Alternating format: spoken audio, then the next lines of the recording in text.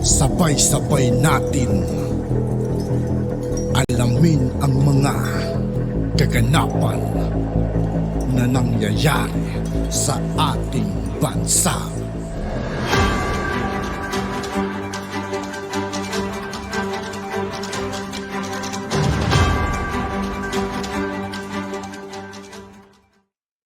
Yo, what's up mga kaibigan? This is I2K po again. Ngayon nandito ulit tayo sa channel ni KaBBM News PH. Dito ulit tayo magbibigay ng komento at reaksyon. Kaya samahan nyo ako guys. Let's go! Mga ka-BBM, panibagong recantation ng 5 pang sospek sa Digamo Slay case ang pinagtibay sa DOJ kahapon. Ibig sabihin, dahil sa pag-atras ng mga sospek, malinaw na wala nang matitirang ebidensya ang DOJ na magdidiin kay Congressman Teves, kaugnay nga sa pagkakadawit nito sa pagpaslang kay Governor Roel Digamo. Ayon sa abogado ng mga Teves sa pangunguna ni Atty. Topacio, magkakaalaman na kung gaano katotoo at kasinungalingan ang mga pahayag ni SOJ Rimulya matapos itong husgahan at ituro si Teves bilang mastermind sa pamamaslang kay Governor Roel Digamo. Wala na pong testigo ang ordinance against Congressman Teves. Wala na rin dapat silang testimonya laban doon sa mga 10 nag-statement na umamin and thereafter nag-retract. Malalaman po natin, kayo po tayo magkakaalaman.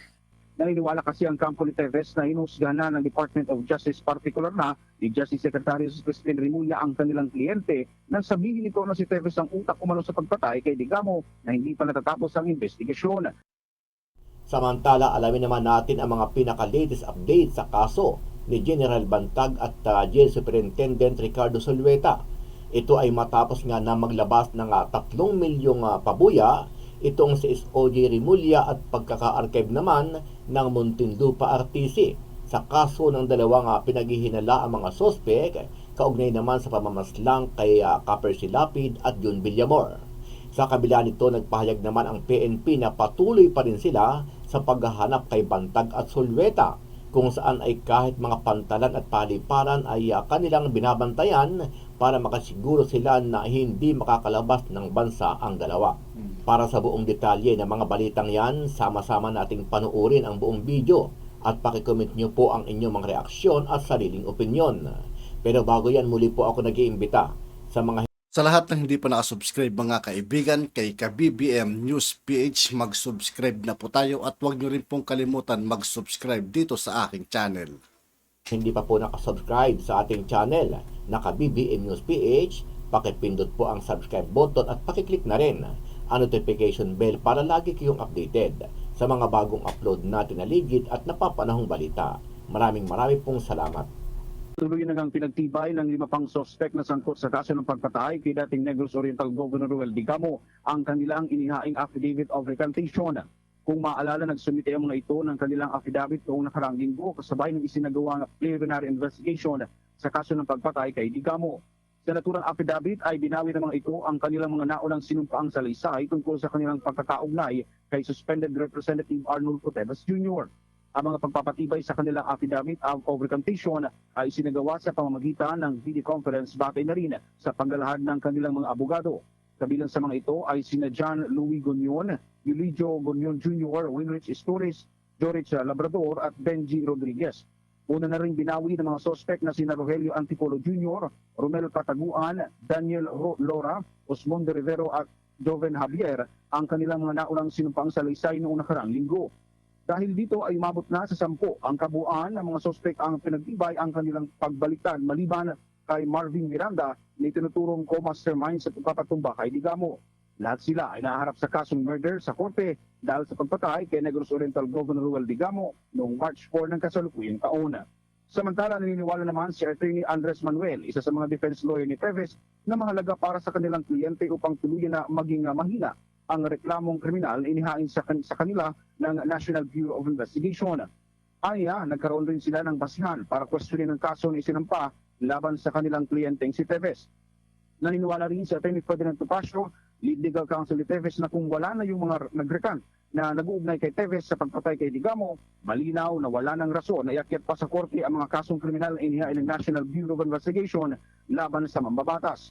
Wala na rin aniyang mga ebidensya na direktang mag-uugnay sa kanilang kliyente na si Suspended Representative Arnulfo Teves Jr. Kaugnay nito, pakinggan natin ang bahagi ng pahayag ng Atty. Ferdinand Topacio, Lead Legal Counsel ni Suspended Representative Arnulfo Teves Jr. Wala na pong testigo ang ordinance against Congressman Teves. Wala na rin dapat silang testimonya laban doon sa mga 10 nag-statement na umamin and thereafter nag-retract. Ngayon, kami circumstantial evidence sila, as we know, without testimonial evidence, directly linking Congressman Teves, without the confession, ay mahina po ang kaso. Ngayon, malalaman natin kung gaano ka-independent ang panel kung notwithstanding the 10 recantations at no other evidence linking Congressman Teves and no confessions from the supposed suspects ay magpa-file pa rin sila ng kaso. Malalaman po natin, kayo po tayo magkakalamay. Bahagi ng pahayag ni Atty. Ferdinand Topacio. Samantala pong Botenis, sinabi ni Atty. Andres Manuel na patuloy pa rin silang apila sa Department of Justice Panel of Prosecution upang kaugnay pa rin sa pagkakabasura ng kanilang inihain na motion for inhibition. Aniya, hingin sila ng consideration na mabago itong order of denial. Ayon kay Atty. Topacio, ang kanilang motion for inhibition ay nakadirekta sa pamumuno ng Department of Justice at hindi sa prosecution panel. Naniniwala kasi ang kampo ni Teves na hinusgahan na ng Department of Justice, partikular na ni Justice Secretary Crispin Remulla ang kanilang kliyente nang sabihin nito na si Teves ang utak umano sa pagpatay kay Digamo na hindi pa natatapos ang investigasyon. Nauna nang binigyang linaw ni Remulla na ang kanilang ahensya ay isang executive body at hindi korte para husgahan si Teves. Latest update po muna tayo dito kay General Bantag at kay Sulwita. Nakaraang linggo ay naglabas nga ho ng pabuya itong si Buying. Laban po kay General Bantag, 2 milyon. At kay Sulwita, 1 milyon kung sino umano iyong makapagturo ng kanilang kinalalagyan. At na-archive nga po ang kaso ng dalawa. Ngayon, naglabas po ng pahayag itong PNP. At ayon sa kanila, ay tuloy umano ang manhunt operation kay Bantag at Sulwita. Ng kanyang mga possible whereabouts, yung ating tracker teams po ng CADG, pati na rin po yung ibang mga intelligence unit po natin ay nagtulong-tulong po para masiro po natin. Marami po tayo, in fact, na-receive ng information and hopefully po, isa po doon sa mga information, ng mga location na sinasabing na posibleng kinakokoonan niya ay mag-positive po at yun po yung assurance natin na bagamat na-archive po yung isa po niyang kaso, ay hindi po yun ang magiging dahilan para itigil po natin yung ating manhunt operation. Pero ma'am, nasa bansa pa rin, nasa norte? O ano yun? Well, sabi naman po ng BID ay wala pa naman po indication na siya ay nakakalabas ng bansa. Ngayon kung may possibility rin po na gumamit siya ng backdoor, kaya naman pati po yung ating mga pantalan ay binabantayan din po natin. Maliban po sa ating mga airports at iba po mga ports. So make sure na hindi po na tayo marilusutan. Na rin po Sulweta. Kung sakali ho, mayroon na pong impormasyon itong PNP. Sana po magiging ligtas naman kung sakali natunto na po nila itong dalawa. Isipin pa rin po nila yung karapatang pantao ng dalawa. At maayos kung sakaling mayroong aristuhan na magaganap dahil meron pa rin po silang presumption of innocence, yung dalawa. Hindi pa naman po sila convicted at akusado pa naman ito. Hindi pa naman nahusgahan ng korte itong si Bantag at si Sulwita. Ipagdasal na lang po natin mga supporter ni General Bantag na magiging ligtas kung sakali merong magaganap na aristuhan. At sa isang banda naman, si Buying, di ba, nagkasakit, no? Ano na pong update sa Department of Justice Secretary? Babalik pa ba siya sa pagiging Department of Secretary? Kaya pa ba ng kanyang kalusugan? Kung hindi kaya, pwede naman mag-resign. At nang matapos na po ang problema ni General Bantag at susuko na ho ito, dahil yan lang naman ang bukang bibig niya na dapat mag-resign si Buying para susuko ho sila basta may warrant of arrest. Good luck na lang sa Department of Justice at sana gabayan si General Bantag ng may kapal at ipagdasal din po natin mga Bantag supporters na magiging ligtas ang kalagayan ni Bantag at Sulwita. Sa iba pang mga balita, inaasahan na malalagdaan na bilang batas ni Pangulong Ferdinand Marcos Jr. ang kontrobersyal na panukalang Maharlika Investment Fund o ang Senate Bill No. 2020 sa ikalawaw ikatlong linggo ngayong buwan sa Hulyo, ngayon kay Senate President Juan Miguel Zubiri. Ito ay kasunod na rin ang paglagda ng House Speaker sa naturang panukala ngayong linggo.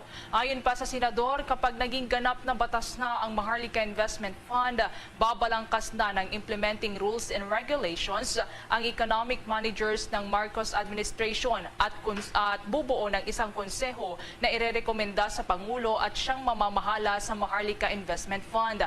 Kaya't kailangan anya na mauhusay ang itatalaga sa konseho dahil fixed na anya ang mga magiging miyembro nito.